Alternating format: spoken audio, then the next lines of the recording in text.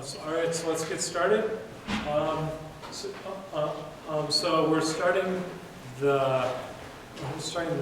oh, okay. So before we get started, I wanted to re-offer questions about the due date for the homework, or any questions about the homework. Everyone, are people okay with it on Monday still, or do you feel the last chance if you want it later? But I've had some people come up and say they'd appreciate it being pushed back a little bit, but then the project is also due then. So who would, yeah, comments? I think it'd be nice to have at least one day so we can have one more TA. Okay, yeah, so we haven't, the office hours don't line up well. So let's, okay, so I don't want to do the same day as the project. I think that's just asking for trouble. So how are we going to do on like Friday? Is that fair? You know, I feel bad having things due on weekends and stuff. The 15th or the 8th? So let me look. You mean this Friday or next? So next, I would move it back. I'm not gonna say let's make it due early, right? So I could do it on the 15th. April 15th. That sounds. So who wants? Okay, so we'll do a vote. Who wants to? We'll do two options: keep the same due date or April 15th. Okay. So the same due date is April 11th. So who wants April 11th? And who wants April 15th? Okay, see, I asked you guys earlier and you were like, no, it'll be fine. So, okay, I will move it back to, so let me write it here. A5 due April 15th. Okay, and I will get this later today on Canvas. I'll adjust it. So, okay, so it's now officially in the notes. Great. Okay. Any general questions about the project final report? I can talk more about it Monday too, but any general questions about that? Okay, so stay within your page limits. Don't give me too small font or small margins. I'll be grumpy when I'm reading it.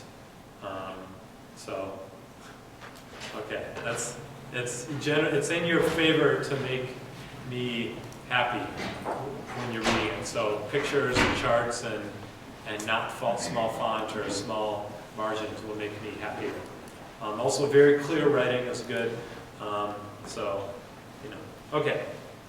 Great. But any questions about that as you guys are going, please contact me. Several of you have made appointments to talk about the project and so forth. But that's due April 13th, so that's coming up. Okay. All right, so we're going to talk about Markov chains today. This is the first part of the lecture on the section on graphs.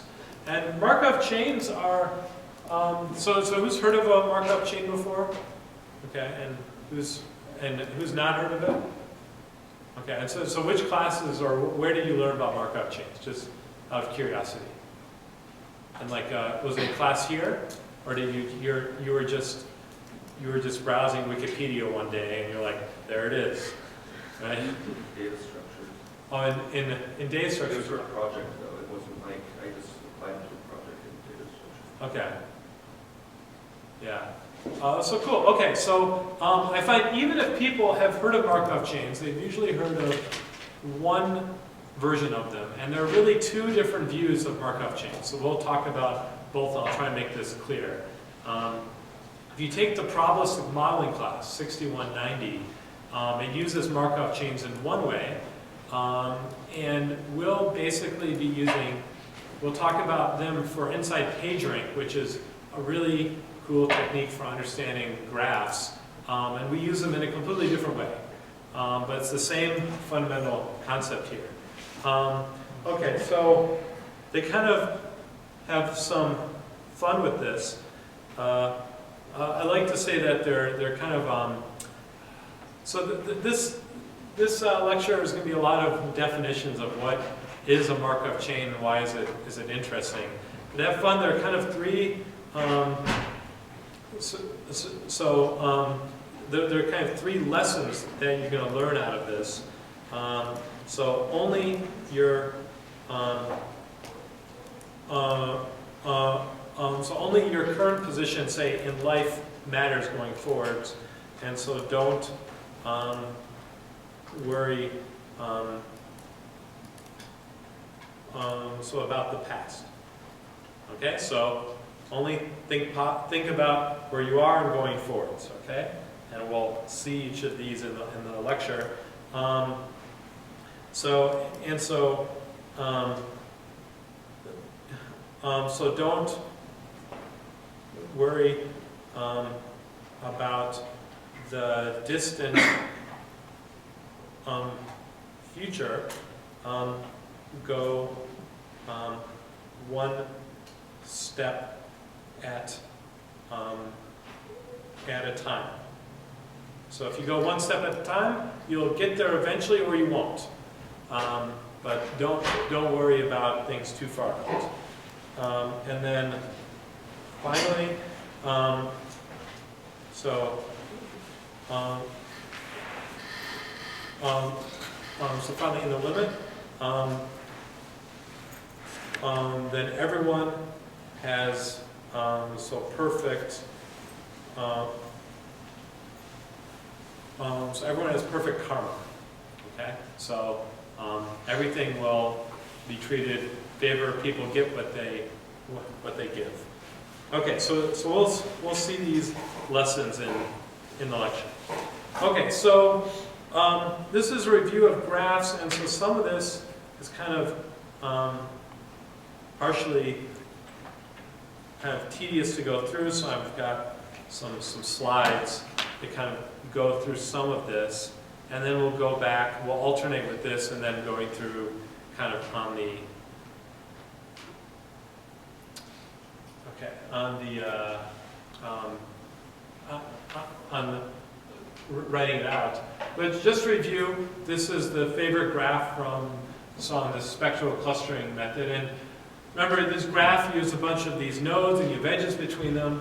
And so, you can describe them in a variety of ways, and we'll be convenient to think about kind of all of these ways, but most this pictorial way gives you a lot of intuition, but for very large graphs, you can't often draw very good pictures. So there's this graph view of it, or this matrix view of it, where every node corresponds to a row and a column. So it's a square matrix, and there's a 1 if there's an edge between them. So A and B have an edge between them, and so there's an entry here. And so this graph could be this graph. So this graph might be directed.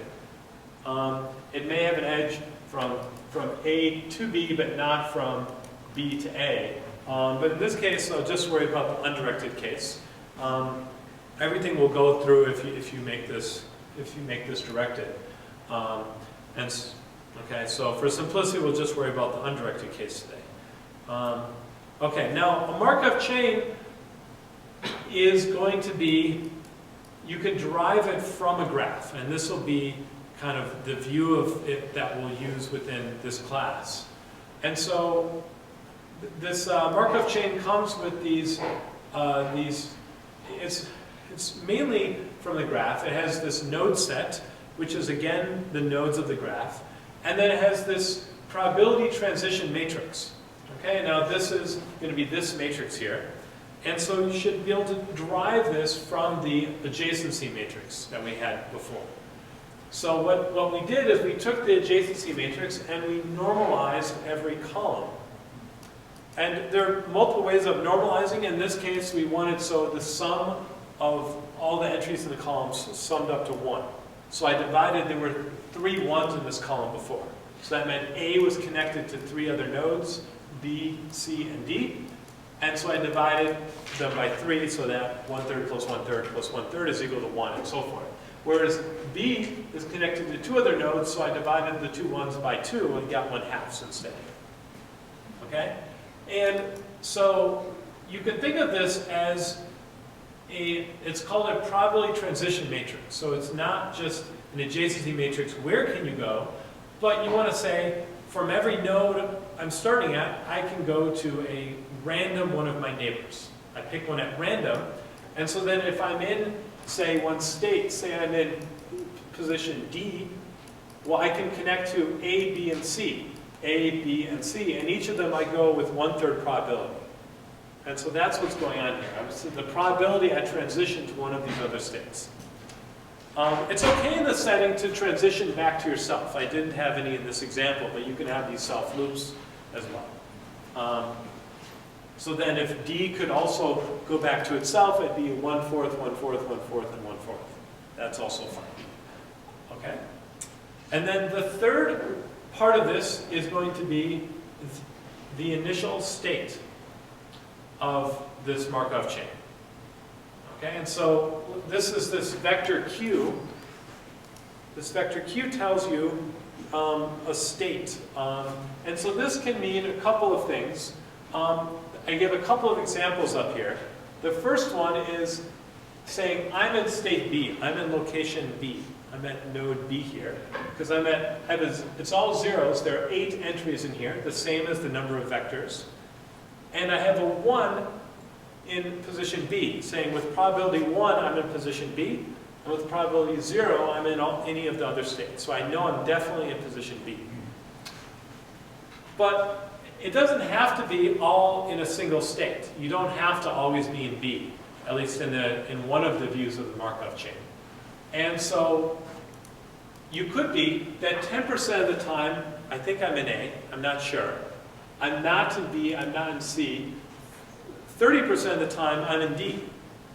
I'm not sure. And also 60% of the time, I'm going to be in F. That's the 0.6 up there. So this initial state should also be normalized, so they sum up to 1. Think of this as a probability distribution over where you are, your state. And so, you know, in the most general case, both of these are valid. There'll be some settings where we only want to consider versions where you're always in exactly one state. And we'll see kind of some variants of these. Okay, so this is the setup of a Markov chain. So the setup is these 3 things. The vertex set, the probability transition matrix, and the initial state. And the first 2 you can derive from a graph. And it turns out for certain special types of graphs, or special types of V and P probability transition matrices, the initial state won't matter so much. And if your graphs have this property, have the right properties, then you won't need Q. That means you can derive all the parts you really need directly from the graph. So then you can say things about the graph using this Markov chain. Okay. So now, what is the idea of the Markov chain is all about this idea of transitioning. Okay, so you want to say, I'm in one state, say I'm in this initial state, where I'm in B. I'm in 100% of the chance in B. And then I look at this probability transition matrix, and I say, well, after one step, I'm now going to be in either A or D. Right, so my new state, so that was Q0 or Q. Q1, after one step, is now half the time I'm in A and half the time I'm in D. Okay, so you have a new state. You can always represent it as this probability distribution over these discrete vectors, over these discrete possible vertices, and this is just a vector. And it turns out that if I wrote this in the vector matrix notation, because this is exactly this matrix P times this vector Q. So if I multiply them together, I'm going to get a new vector here.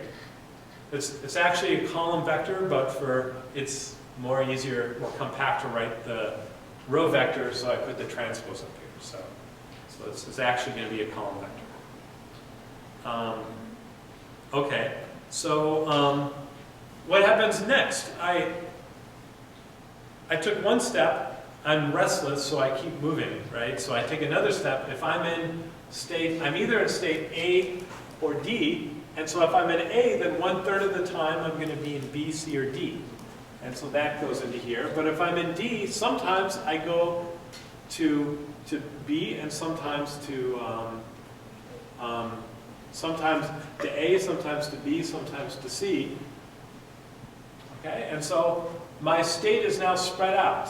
If I multiply this by this probability transition matrix again, I'm going to get this new vector. And again, these should all sum up to 1 as well. And I can write this in a variety of ways. It's either this Q1 state, where I was after the first step, times a probability transition matrix, and I get Q2. Or I can say Q times P again, my initial state, and then I apply the probability transition matrix twice. Or I have Q, and then I apply the probability transition matrix squared. You can actually square these matrices, square it, and then just apply it once. So if I want to know where I go after 2 states, I can create a single matrix.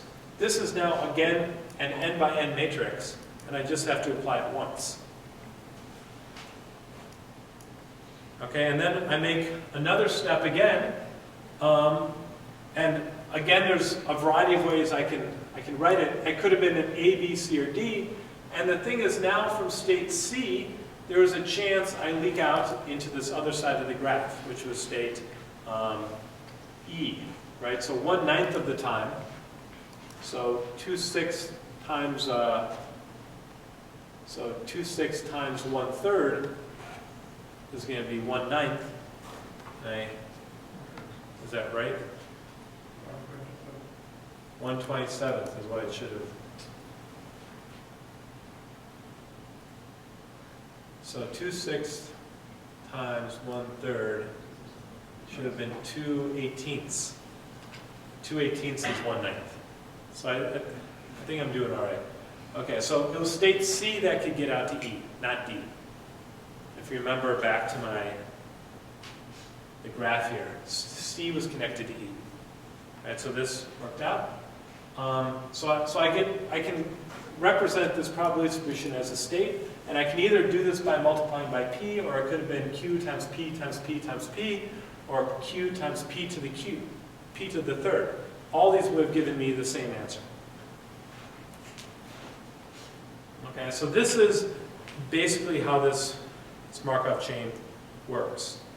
And so the cool thing, and let me mention this and then we'll go back to the tablet, is that in the limit, you want to think of as, I don't want to just do this 3 steps, I want to keep doing this, kind of a large number of steps. I want to see what happens from some initial state, and I take p to the power n, or I hit it by this probability transition matrix some large number of times, I'm going to get a state qn. What happens when n gets large? What happens to this vector? Okay. The good thing is I know it's always a probability vector. The probability is always summed to 1. So I'm not going to get these weird cases where one of these terms goes off to infinity. That can't happen. The maximum of any of these values is 1. So it should be at least somewhat well behaved. What's going to happen as I keep applying this matrix over and over again? And so that's what's interesting. That's where things get interesting here. Okay. All right. So let's go back to tablet, and then we can. Any questions about these things? I can. Okay. So just to review, to put it up here. We're going to have a Markov chain is going to be V, which is a node set, and we'll yeah, we'll say, we'll label that. So P, we'll say, use N for something else. So let's say that this is going to be, N is usually number of edges. Let's say it's N. Okay, and then P is going to be an M by M by M.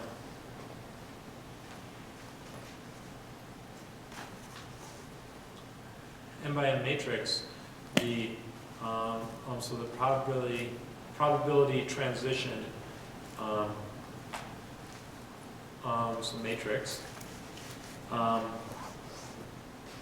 and then Q, which could be Q0, is going to be the initial state. And so what's going to happen is going to be Qi is going to be, or let's say Qi plus 1 is going to be P times Qi. So I'm going to keep applying this matrix to each state in order to get this next state. And I'm going to keep getting these and so I'm going to have that Qi is always a probability distribution on V. So it's always a probability distribution of states. It's of where I am after I steps. Okay, and so this property is this L1 lesson.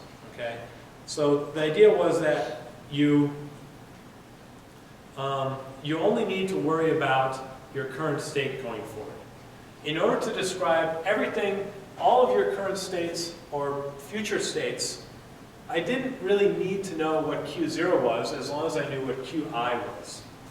Right? If I knew the value of Qi, then I can get state Qi plus 1 and every future state by keep applying P. It didn't matter what the previous state was. And so this goes to when you have some process that only depends on the current state, then this is called a Markov process. It doesn't have a history to it. And this has an advantage that if you're working with this, you don't need to keep track of all of the old states when you're going forward. You only need to keep track of your current state. And so, and then P is described by this graph, so you have the graph as your input. Okay. So this means to understand where you're going to go, you only need where you are now, and then you can just iterate forward. Okay, so now I want to, before we go into more kind of details and mathematical properties, I want to stop and say there are two views of these Markov chains. So there are two views of this. So the first one describes a random walk on the graph. Okay, so if I have this graph,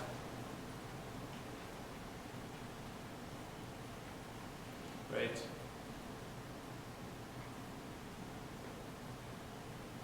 I have this graph, and what I do is I start at one node, like this was like our initial state B, and then I'm walking to one other node at a time. Okay, and you always are at exactly one state. In exactly one state.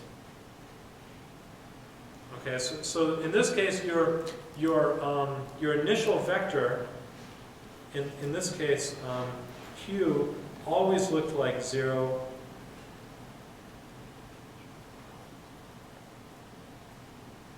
Always looked like this, right? It was always all zeros.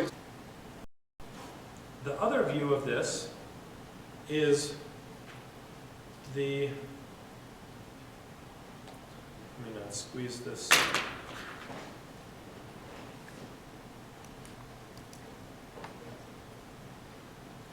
The second view is time, but you're keeping track of where you might be. Okay, and so in this state, Qi is going to be dense. Okay, so you could be at many, it is a probability distribution of the random walk. So you're not always in one state you're not saying in one state, it's kind of a quantum view of this, right? Where I'm saying, I know I started in some place, but let's pretend I walked forward randomly for a while. Where might I be after 10 states, right? Or after n steps, right? So you view Qi as p to the I of Q0. You view it as, I know where I am, but after I steps, where am I likely to be? Describe a probability distribution. Okay, and so these give rise to two different kind of computational ways of thinking about what this Markov chain is doing. Okay, so this second one is what I was describing and what I showed in the slides, where I keep applying this probability transition matrix to a state, right? Or this was equal to P of Qi minus 1. Right, and so at every step I have this probability distribution and I advance the probability distribution. That's kind of an algorithmic process. The other one is this random walk, where I'm not maintaining a dense queue. I'm only maintaining a single state at a time. So my representation here is much sparser. So I have the graph in the background, but I don't maintain a full probability distribution here. I just maintain a single state, right? So if there are n states, I need log n bits to describe where I am, for instance. Okay, and so, yes. Oh, so like, I guess what would the random walk be used for? Would you just like sample like 1,000 random walks and then use that? Yeah, right. So that's exactly what you do, right? You sample a bunch of random walks. And then you see where, after 1,000 steps, where each of them end up. Typically, so I'll talk more about this after I go through some more definitions. There's this approach called either the Metropolis algorithm, or often it's very related to Markov Chain Monte Carlo. And basically you're maintaining a single state at a time. And instead of just running a bunch of these chains independently, what you do is you run it for some number of steps, and then you just keep track of all the steps as you go. So you maintain a list of your history of where you've been, and you use that to kind of, and then you average out all of those steps, and that gives you an estimate of the distribution. And we'll talk more about this. One thing cool about this is that sometimes you don't have something like a hard graph here, but you describe this probability transition matrix as a function, right? So now Qi is equal to some function of Qi minus 1. All right, and so I don't necessarily have to store this. It doesn't necessarily come from a graph. It could be that this function is just applying this P matrix, but it could be something else, right? But in this case, I always maintain this as a single state. So I just have some way to transition from the old state to a new state. And so this can be much more general. The state space then can actually be continuous instead of discrete. I don't have to have nodes of a graph. I can have any, say, point in a high-dimensional space. And we'll see how this would actually make sense a little bit later. But okay, of those of you who had heard of Markov chains before and are still awake, how many had heard of the first type of Markov chain? Okay, and how many heard of the second type? And how many hadn't really heard of Markov chains before? Okay, and how many raise your hand when I first said you heard Markov chains but didn't raise your hand this time? Okay.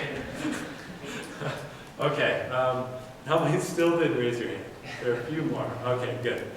We're getting pretty close now. See, we're converging. Okay, so these give two very different algorithms for approaches. So PageRank is going to use this approach. Most of Bayesian statistics uses this approach, computational Bayesian statistics. But the mathematics and the theory behind them is going to work the same, and it's easier to analyze them in this framework, to think of them in this way.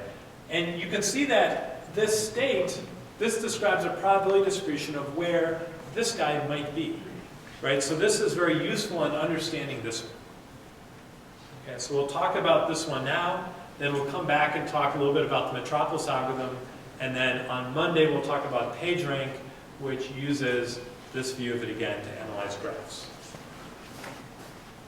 And it'll be more than just, like, PageRank in some extent is, okay, just do this, and then Qn for large enough n is the PageRank vector, and that's it. But there's actually a much more fun story about, there's a simple way to model graphs, but then there's this controversy, or this competition between Google, which is trying to model the web graph, and spammers who are trying to spoof this modeling, and how you kind of do some extra stuff on here. So you change this matrix a little bit to kind of be more robust. And so there'll be a little bit more story than just applying this. Okay. All right, so in both of these cases, what you are interested in, so we're going to be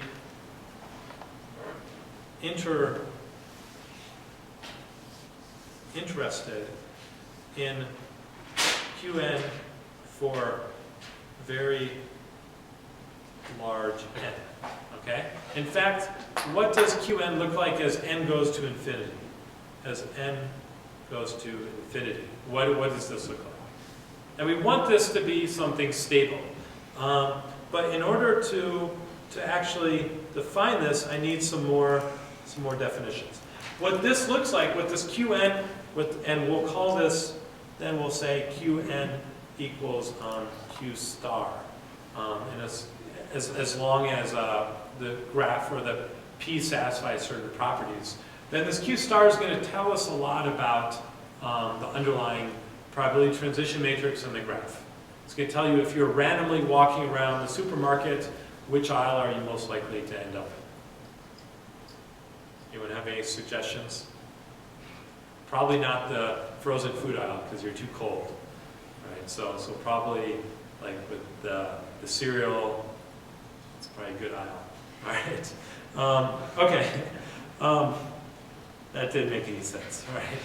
Okay. So what we're going to talk about is a property of these Markov chains. We want Markov chain to be this property that's for it to have this property that's called ergodic.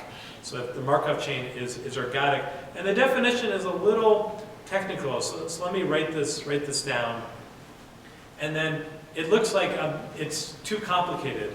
Like you should be able to say something simpler, but I'll explain that that's not the case. So a Markov chain, so an M Markov chain is ergodic if there exists some t, which is some number of steps, such that for all n greater or equal than t, then p to the n is positive in every entry. Okay?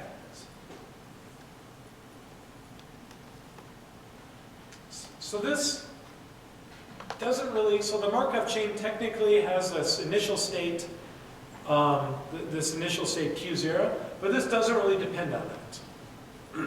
It should hold for any initial state. And so it says that Pn is positive, and so positive you can think of as non-zero, because it can't be negative. It's a probability. The probability could be 0, right? But it has to be non-zero for, and so this is.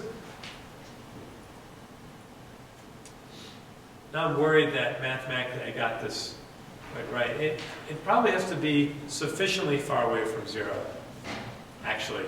But let's just think it's positive here. And so for all possible states, so it could be that there's some state in the future where it's all non-zero, but then it zeroes out again. That doesn't count as a t, right? I can't have that at some point t. It's all non-zeros, and then it goes to 0 again. I can't have that be possible. I have to say that for all larger number of steps, it's always going to be dense. It's always going to be all non-zero. And when it means it's all non-zero, it means that from every possible state, I could go to every other state. That means if I'm from any initial state, right, so if I look at this now, Q0, so Qn is equal to p to the n Q0, right? So from any initial state, it doesn't matter what it is, because it's all positive, I have some probability of being in Qn, this is after n steps, I have some probability of being in every single state. And every time period after that, for any initial state, because it's for all entries, for any initial state, every time after that, there's always some chance I'm in each of the states. Okay? So I've always have some chance to be anywhere on the graph as I'm wandering around. It doesn't have to be large, but it has to be bounded away from 0. Okay, so this is what it means to be ergodic. Okay, so if I have a graph which is going to be where it starts with an undirected graph, so if I can go from A to B, and I can go from B back to A, and the number of edges is finite, and it's connected, then then this is going to hold. Once I get to a state, I can always get back to where I came from. It may not be a high probability, but it's finite because the graph is finite. Okay, so that means nothing, and so that means that this Qn is going to go down to, is not going to go down to 0 anywhere. Okay, so this is a little bit complicated to understand. When does this hold? So when this ergodic property holds, I'll be able to say a lot of cool things about the limit of this Qn state as n goes to infinity. But this definition is a little, if I give you a Markov chain, how do I look at it and know if this is true or not? It's easier to say, when it's not ergodic. So it's not ergodic only if one of 3 possible things happens. If it's what's called if the graph so if the graph is what's called cyclic, and I'll define each of these.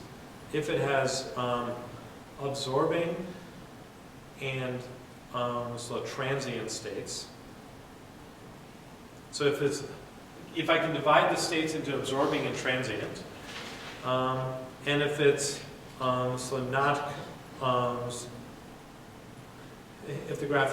if the graph is not connected, or if the Markov chain is not connected. Okay, so it can only not be ergodic if it satisfies one of these 3 properties, and each of these is going to be easier to understand.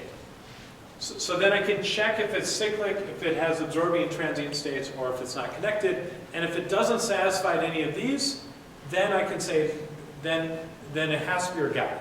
And then I can say some more properties about the limit. Okay, so let's go and define these. So the first one, actually, this will be easier to do in some pictures again here.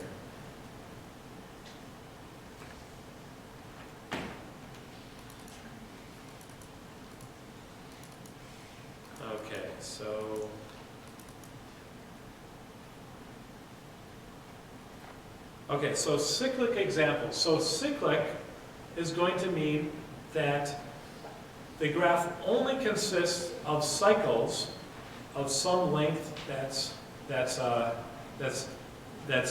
greater than 1. Okay, or that the greatest common divisor of the cycles is always larger than 1. So in the first example up here, I have two states A and B. If I'm in A, I always move to B.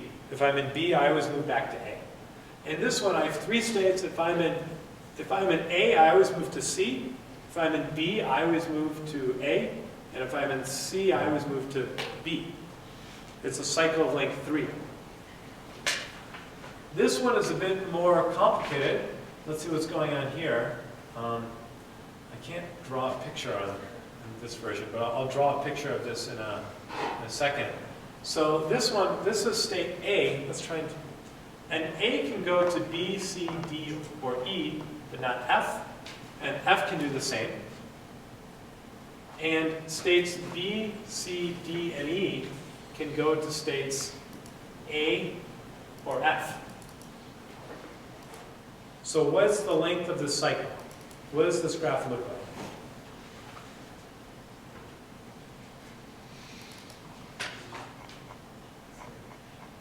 You have like two nodes by themselves that would go to the 4 nodes in the center. All of them have paths there, and then the only path to get back out from the center is through those same pathways. You can't get to A or F from A or F. Yeah, so let me draw a picture of this one here. I can't figure out how to have one thing on one slide without, I can only do it with an HDMI cable, I think. And anyway, so let's try and draw a picture of this one. So remember the probability, so this is cyclic, probability transition matrix is going to be 0, 1/4, 1/4, 1/4.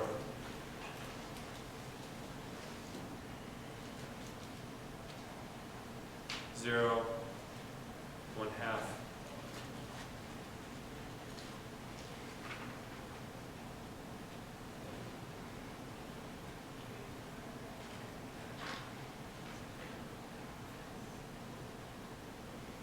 This is all zeros here. Okay, so what it's going to look like is A and F are going to be over here, and then B, C, D, and E are on this side, and A can only go to B, C, D, or E, and similar from F can go here. And then these edges also go backwards, right? So I also have going back this way, right? So B can go to either A or F and equally likely, right? There are two edges. So this graph is known as bipartite. There are two sets of nodes. In this case, A and F, and then B, C, D, and E. And so the ones from the set A and F can only link to the other set, and vice versa. There are no internal links here, no internal links here. And so then this is a cycle of length 2. Right? I'm either in one of these states or in one of these states. All right, so if I start in an initial state, I'm always in A. Then if I go for 7 steps forward, can I possibly be in A?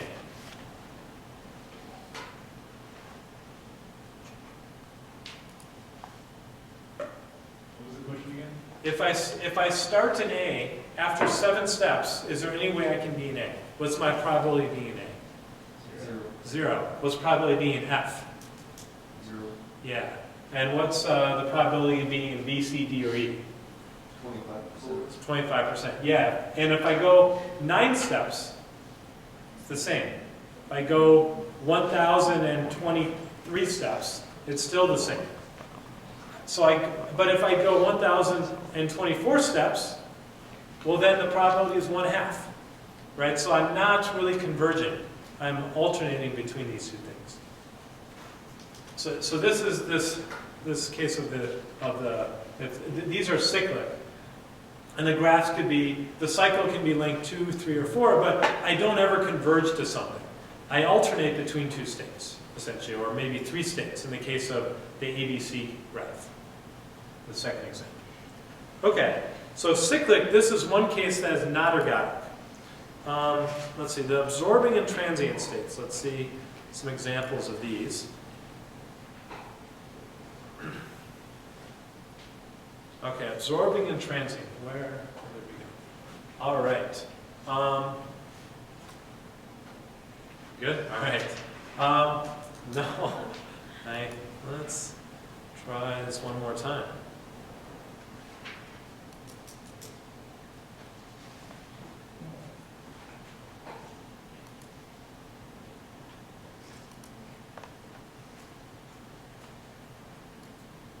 Okay, good. So let's look at this first example here. What's happening here? If I'm in A, half the time I'm staying in A and half the time I'm going to B. And if I'm in B, well, I'm staying in B. I'm not going anywhere. Right? So if I start in A, I'm slowly going to, or actually fairly quickly, going to end up in B, and then I'm stuck. Right? And in this case, if I'm in A, I go to B. If I'm in B, I go back to A. That seems fair. But if I'm in state C, I'm going to A. I'm going to B. Going to B. I can't ever. So between A and B, that's fair. But if I'm in C, if I leave C, I can never return. I can never get back to C. So the bottom row here is all zeros, right? So I can never get back to C if I leave, and if I'm in C, I'm going to leave. Okay, and now this one, what's going on here? So this bottom one, if I'm in A or B, I kind of usually go back and forth, except sometimes if I'm in B, 1 out of 100 times I leak out into state C. If I'm in state C, D, E, or F, I can go to one of those other states, but I can never get back to A or B. In this case, the probability of being in A and B is very slowly, 1 out of 100 times, trickles out into C, D, E, and F, but it can never get back. So this kind of leaks out here, right? So this part is, this part here is it's like the Hotel California, right? Once you go in, you can never leave, right? Though it looks very fair and even in there, so maybe that's good. But you can't ever get back out of here again, right? Once you get stuck, right? So these are called the absorbing states. In this case, B, C, D, and E are the absorbing states. A and B are the absorbing states, and B is the absorbing states in the first one, because they're absorbing all the probability, and the transient states are, in this case, A and B, C there, and A in the first one. They're transient because you're kind of wandering around, but they're in transition, they eventually leave. Okay? So, I don't know, is transient like a non-politically correct word for a person? Or is that just describing their state? Okay, so maybe there are a lot of transient people who wind up in California because the weather is nice, right? Maybe that's a good way of thinking about it. Okay. All right, this makes sense, these examples. So if they're transient, you're not going to be ergodic because if you have transient states, those are not getting the probability. So then it could be that the convergence depends on the starting state. let me go back to here. So let's now look at some transient example, absorbing and transient example here. And let's look at two states, A,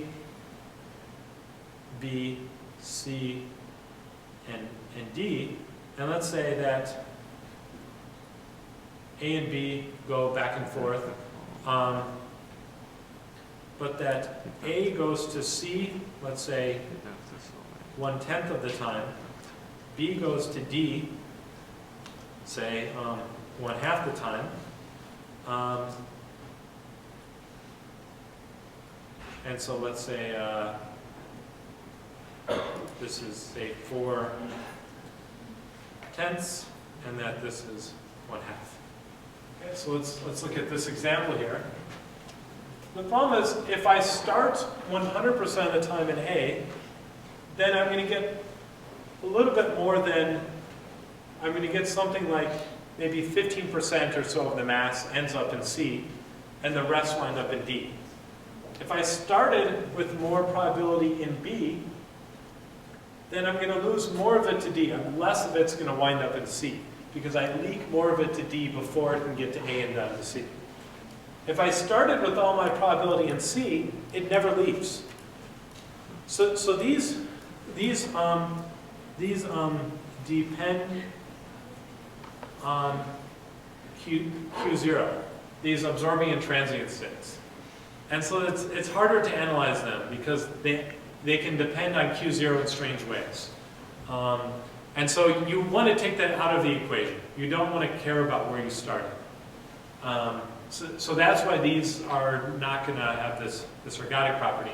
Well, they're not going to have the ergodic property because eventually the probability of being A and B is going to go down to 0. Right? It may not be exactly 0, but it'll never be, eventually it will not be bounded away from 0. Okay. And then the last case, let me just show some examples of the not connected. These should be much more obvious. So these unconnected ones, here A always stays in A, B always stays in B. A and B go back and forth, but C stays by itself. Right? So before the absorbing transient, he gave everything up to B before, and now he's like, screw that, I'm just going to keep it for myself. Fair enough. And in here, A and B talk to each other, but don't go outside of there. B, C, and or C, D, and E talk amongst themselves. It's not completely even, right? So D does not ever go to back to itself. Well, C and E do, but that doesn't matter. They can all get to each other in here, and then F doesn't talk to anyone else either, right? So these are not connected. So these, again, it depends on this Q0. Depends where you start your initial state, and that really dictates a lot of what's going on here. And so these also we can't analyze as well. All right.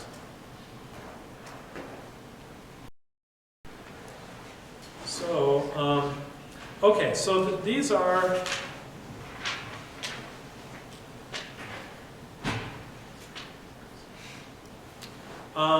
okay, so these are the categories you need to worry about considering for it not to be ergodic.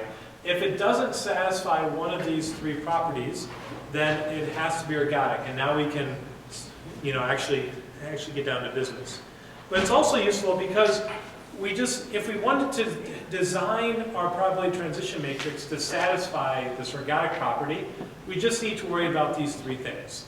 And so tomorrow or Monday when we talk about PageRank, we'll need the web graph to satisfy these properties. And we'll see that there's a simple trick you can do that's going to change things a little bit.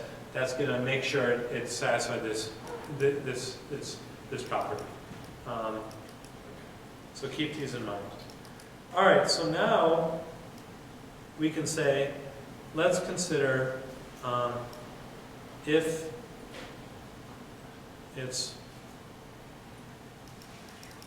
our Markov chain is going to be ergodic, then all we need to consider, then we then we only need P. We don't need this initial state. We only need this probability transition matrix.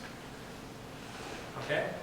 And so we can say there's some really cool properties, and I'm not going to prove all of them, but I'll try and at least give some intuition. So we can actually define, so there exists a P star which is equals to Pn as n goes to infinity. Okay, so that means there's going to exist a matrix. So Q star state is our converge to state. And so this also must exist. So this also exists. And it's going to be equal to P star for Q. Right? And so I didn't need to specify what Q is here. It could be, this is true for any Q. So it doesn't depend on my initial Q. There exists some matrix for any Q I start with, transitions me directly into this converge to state. Okay, and there is a state that it converges to. Hopefully that should have been somewhat clear from it, from it being ergodic as well. So what this has a few cool implications. So for all Q0, if we run the Markov chain long enough, then Qi is going to basically be Q star. So we can just run this Markov chain long enough by just repeatedly applying this matrix, and eventually it's going to look like this converge to state.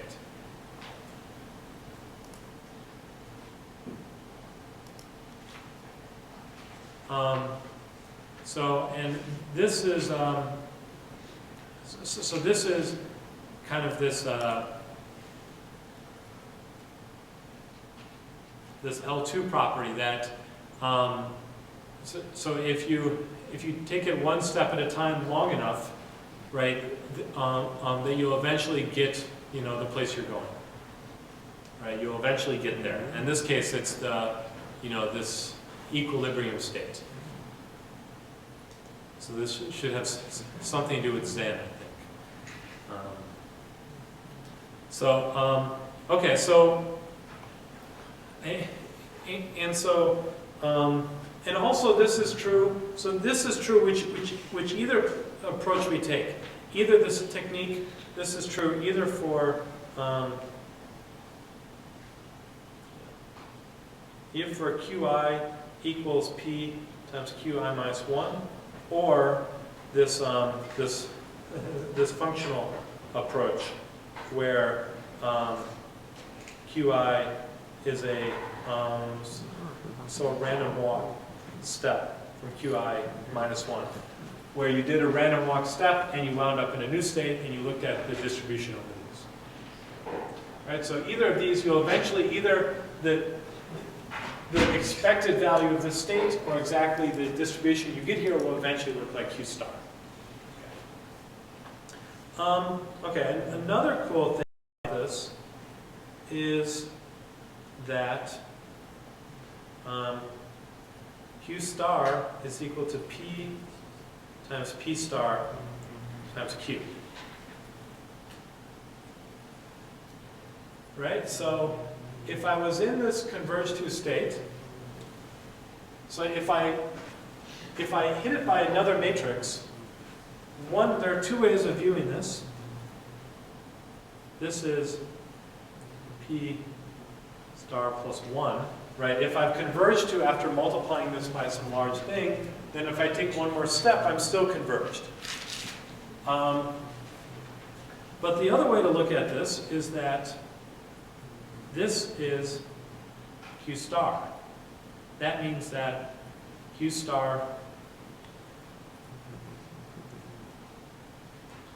is going to be equal to P times Q star. So that if I am in this converge to state, and I take one step, I'm still in the same state. And so that means if this is a probability distribution, and I take my original matrix, not this one that's been converged to, that I'm going to still be in the equilibrium distribution. I don't change this at all. From another point of view, if I'm doing this random walk approach, karma, right? I'm going to go from one node to another node, but some other nodes are going to give me back the same amount that left, right? So if I'm in this these states here, I'm going to have a state that I think is a random state, and then I take one more step, I'm still in a random state. I'm still in the state from the right distribution.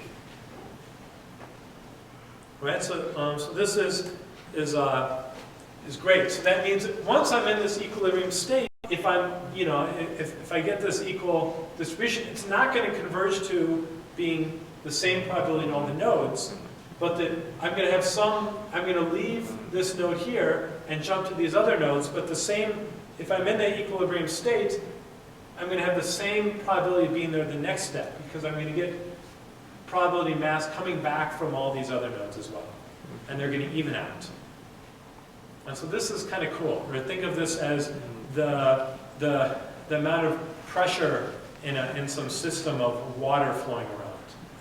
Right? Or what this actually will map to is there's a connection between the current, the electrical current running through a system.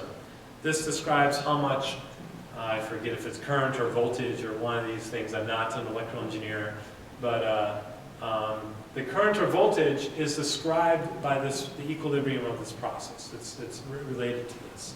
So there's more current running through certain of these than there is other, based on the configuration of the network. Okay. So that means in between two states, so you're going to have some property that let's call these states I and state J. And so Pij is the probability of going from I to J. Right? And so then this means I'm going to have the probability that Q star of I, and then going from I to J, this turns out is going to equal to probability of going from J to I times this equilibrium matrix from state J. So the probability I'm in J and I go to I is going to be equal to the probability I'm in I and I go to J. These two values by themselves are not equal, but you multiply them by this and they're going to be equal. Okay, so if you think I can just look at these and then I can solve for this value, but the trick is you need to normalize these across all the matrices at once. You kind of know these up to a certain value, but normalizing them and solving them becomes more difficult. But this is a cool property, again, of this equilibrium state. So you start to see there's a lot, this kind of equilibrium is, there must be a lot of structure there. Okay, so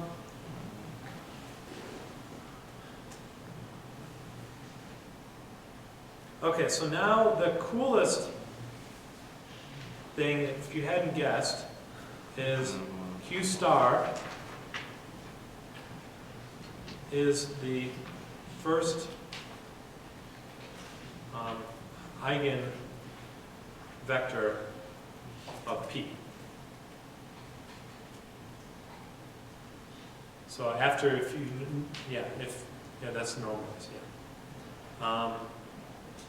So it turns out it's the first eigenvector. So if you, the eigenvector, remember these are related to the right or the left singular vectors of the matrices. If you make eigenvectors, the matrix needs to be square. P in this case is square. So if you do V, L, I of P in MATLAB, then this will give you, remember from the spectral clustering lecture, this will give you the eigenvectors as the columns here, and these are the eigenvalues, which are how important the eigenvectors are. And so then V1 is this matrix V.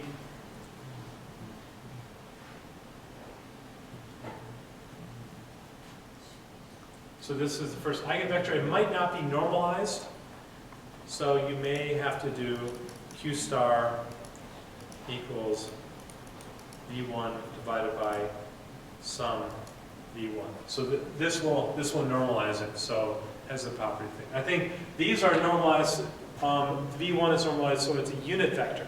That means the sum of the squared elements is 1, but you want the sum of the elements is 1. So you need to normalize it this way. So now this Q star vector is going to be exactly is Q star, right? I wrote this out in letters so you can copy this directly into MATLAB.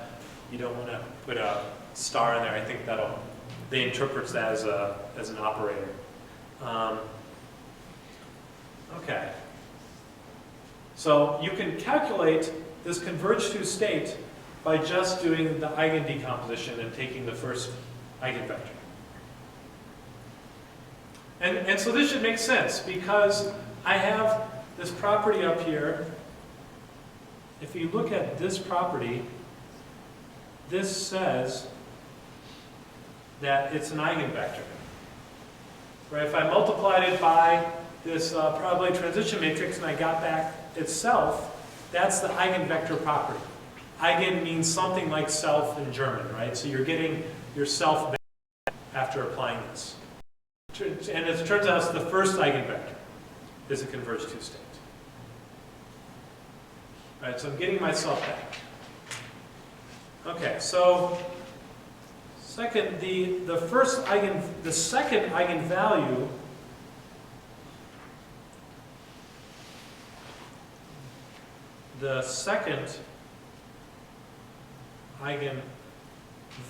is the important eigenvalue in this case.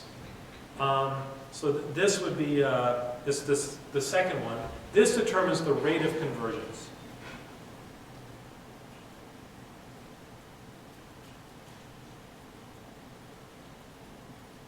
Okay, the rate of the convergence is determined by the second eigenvalue. What's happening is if the first eigenvalue is in this case with the proper normalization is 1, right? Then this second eigenvalue in this case is going to be so if you look at the graph I used in the initial example on the slides with the 8 nodes, let's draw this. So I have A, C, I think, what does this look like? Let me draw this graph here. A, C, B, D, E, F, G, H. Right, so if I start with this graph and I do the normal process, then what I'm going to get here is an example, is the first eigenvector, or the first eigenvector, so V1 is going to be equal to Q star is going to be equal to 0.15, 0.1, 0.15, 0.15, 0.15,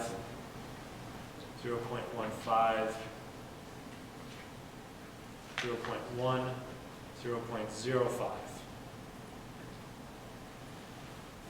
Okay, so 15% of the time I'm in A, C, D, or E. 10% of the time I'm in B or F, and 5% of the time H. Right, so I'm more likely to be in these states than these states are at H. If I'm in H, I immediately leave And then if I get to F, I can get sucked back into this other more densely connected part. And if I'm in B, I get sucked into this more densely connected part. The denser connected parts tend to kind of grab up the mass. The more loosely connected parts that are pulled away tend to have less of the mass. That's roughly how to think about it. It can get more complicated. Okay, and then the second eigenvalue, lambda 2, for this example is 0.875. Okay, so the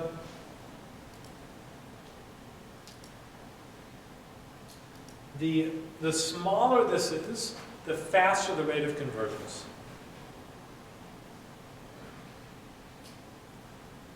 Smaller equals faster. So kind of as I'm doing this, some of the probability distribution tries to fit towards this one, and some of it tries to fit to the second one, and the third one, and the fourth one, and so on. So that this corresponds also to another eigenvector, which means that if I was in that state, corresponding to the second eigenvector, I give all my probability distribution back to myself again. That's also an eigenvector, right? So the probability is not leaking out, but it's unstable. If I'm anywhere outside of that, if I'm anywhere else, I leak into the more stable state, which is the first eigenvector. And so, there's some part that tries to stick around in there, and it's like of the probability that's stuck in the second eigenstate, 87.5% stays there, and something like 12.5% is leaking out every time. That's essentially what this number says. Okay, and when it leaks out, but if it gets to the first eigenstate, it stays there. That's kind of how to interpret this number. The third eigenvector is going to be even smaller, so it keeps even less of its state. Okay, so if you compute the eigendecomposition of the matrix and you can look at this value, this tells you how fast it's converging. And so typically in convergence analysis, you look for things like this where there's some small cut, and it's hard to get from this part of the graph to this part of the graph.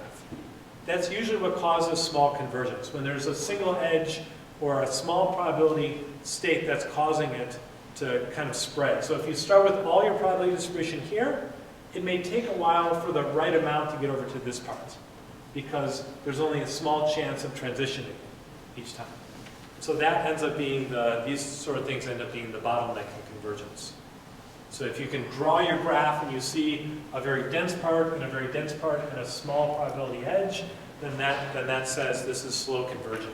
If you don't have that, if it's fairly well connected, then you're going to converge really fast. And two things is probably what that means.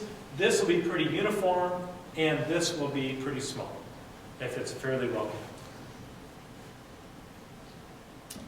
Okay, so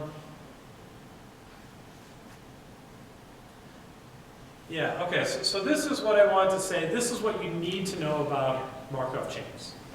So there's some pretty kind of cool math, lots of connections to different stuff here. Shoot, I only left like 6 minutes for the Metropolis algorithm. Okay, so we'll see this again on Monday with PageRank. Let me give you a little bit of, use a different color, a little bit of the Metropolis algorithm. And so this was invented by a guy named Metropolis, and then two husband and wife pairs, Rosenbluth, Teller, and Teller, in 1953. So this was really the beginning of computational statistics, and this was part of the Manhattan Project, where they were trying to build the first, they built the first nuclear bomb, and they did this. They needed to understand the probability of certain physical states. And they didn't have a way of calculating it directly. They wanted to simulate these to try and do this. And so the probability distribution of these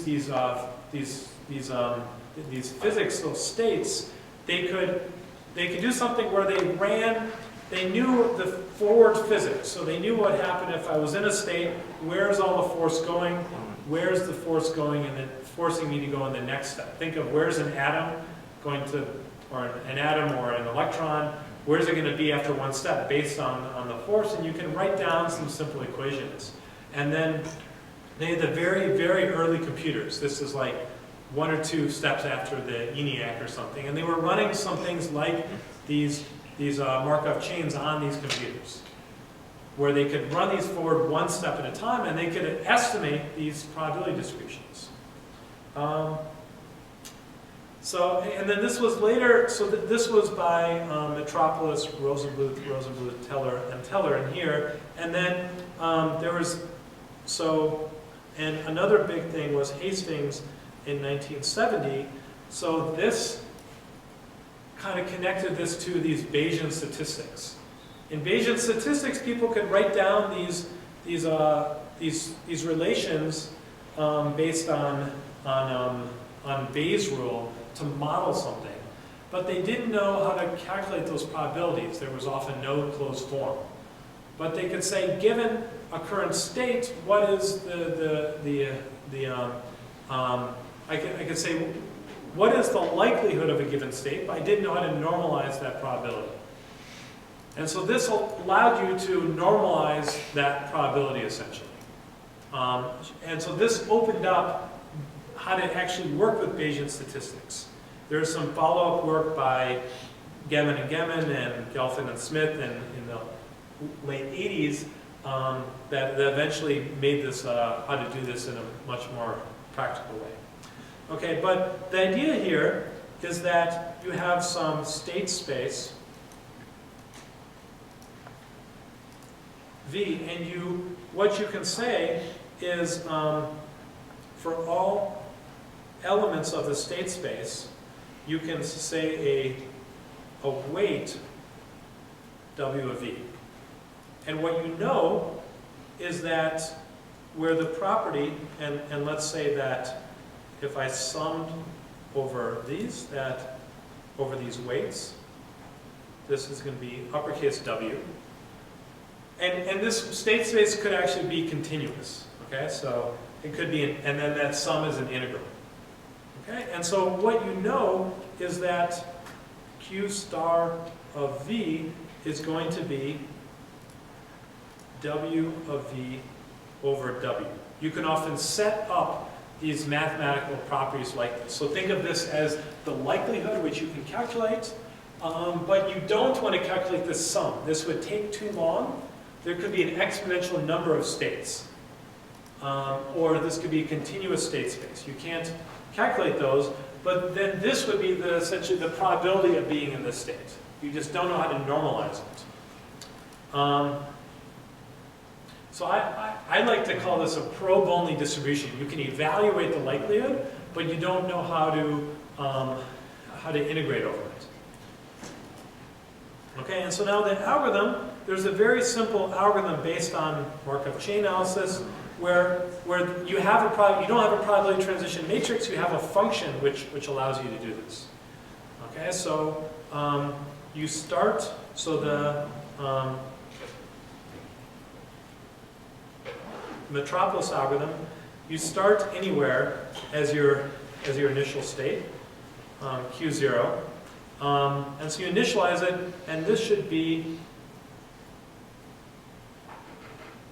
and it needs to be, so it's, you're in one specific state. And so what you do is you're going to have essentially a very large loop where you repeat, you generate some, say some kernel like a Gaussian kernel, you generate some neighbor of this state. So you pick a point from a Gaussian distribution, which we talked about how to do. This can be high dimensional. So these states, you could think of these states instead of being a discrete state can be some high dimensional value, right? So this could equal V, say, in RD. And so then I'm going to pick some neighboring state, or this could be a neighbor in a graph, right? So U is going to be a neighbor of V. And it doesn't matters quite so much how you pick the neighborhood, except for the rate of convergence. And so there's a lot of work in how to pick good neighbors so that the rate of convergence is good. And so now, if the weight of V is greater or equal to the weight, this is weight of U is greater or equal than the weight of VI, if it's greater or equal than VI, then you set VI plus 1 equals to U. So if the weight is bigger, I jump to a higher likely state. I always move there. Else, with probability W of U over W of VI, I set VI plus 1 U. So if U has a lower probability, so this quantity is less than 1, I still sometimes move to U. I still sometimes move to U. And proportional to that probability. Else, I said VI plus 1 equals to VI. If not, if it doesn't happen, I stay where I am. I don't move. Okay, and you just keep repeating this until it's converged, and then you have this set of states, V1, V2, up to V, say, N, after so many steps. And this estimates your probability distribution. This gives you, should look like a random sample from this distribution. So technically, you're only supposed to use this last one. You run this for a while, you use this last state. Should be drawn roughly from Q star. Typically, what you do is you divide this up into a burn-in period. Usually they use the first 1,000 steps here, and then they run for 6,000 steps more, and they keep those. So they'll run for 1,000 steps. They throw these away. This roughly gets you an approximate state and a random state, and then they use all of these to estimate the distribution. And this is usually what is done. There's a variety of other things around this I won't get into, but this is the Metropolis algorithm.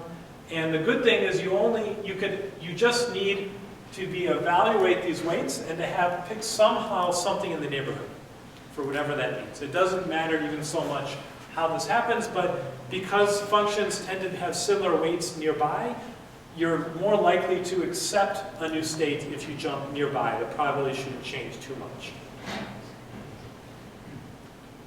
Okay, so yeah, cool. So I don't even need the probability distribution. I can do it on any function I can evaluate this unnormalized weight. Say a likelihood function in Bayesian statistics. Okay, so this will be very different than the PageRank algorithm we'll see on Monday. Okay, so I've run out of time, but feel free to ask me questions, but I'll let the rest of you go. So, yeah. So you're pretty much finding the probability distribution, and you say that you know the weight of each state.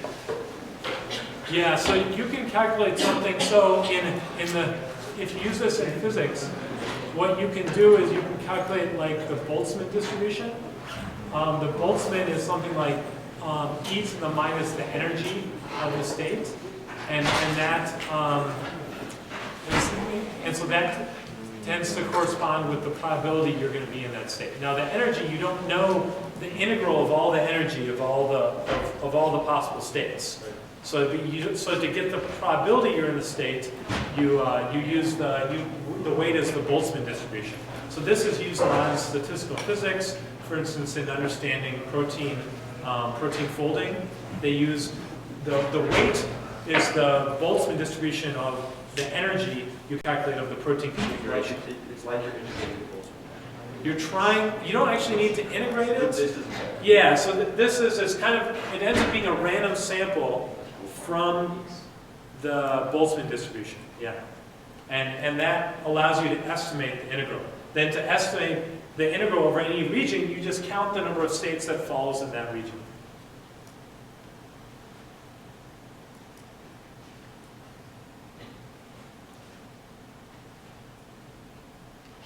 Cool. All right.